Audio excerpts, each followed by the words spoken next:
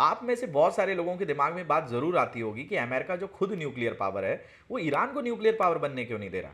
और ये ईरान छुप-छुप कर न्यूक्लियर टेस्ट क्यों करता रहता है और उस पर सैंक्शंस लगते हैं? तो इसकी वजह है एनपीटी। एनपीटी यानी नॉन प्रोलिफरेशन ट्रीटी। देखिए, ये एक ट्रीटी थी जिसमें 5 ऐसे देश थे जिनके पास न्यूक्लियर पावर थी और इन्होंने उसका यूज़ भी किया था। जैसे अमेरिका ने हिरोशिमा नागासाकी पे बॉम्ब गिराए थे। तो ये 5 ऐसे नेशन थे जिसमें यूएसए, यूके, फ्रांस, चाइना और रशिया थे। रशिया को उस समय सोवियत यूनियन कहा जाता था।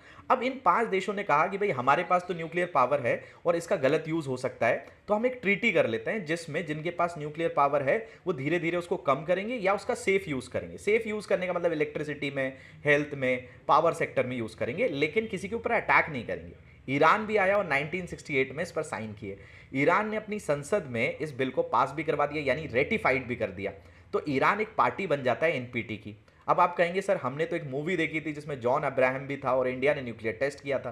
तो भाई इंडिया ने 1968 के एनपीटी पर साइन ही नहीं किए। इंडिया ने कहा ये तो एक भेदभाव वाली ट्रीटी है कि हम इससे वीक हो जाएंगे। तो इंडिया इसका पार्टी नहीं है, पाकिस्तान इसकी पार्टी नहीं है, इजराइल नहीं है। तो ये सारे देश, वैसे तो इजराइल के लिए कहा जाता है कि इजराइल के पास शायद न्यूक्लियर जो वेपन्स हैं हो सकते हैं, बट कंफर्म नहीं है।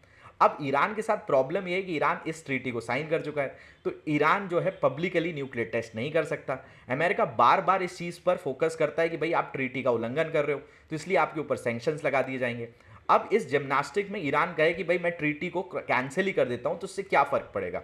अगर ईरान अपने जो पार्लियामेंट में एक बिल लाकर इस ट्रीटी से बाहर आने की बात करेगा, तो इससे प्रॉब्लम ये होगी जो इंटरनेशनल एटॉमिक एनर्जी एजेंसी है, जिसके इंस्पेक्शन टाइमली ईरान में होते हैं, वो होना बंद हो जाएंगे।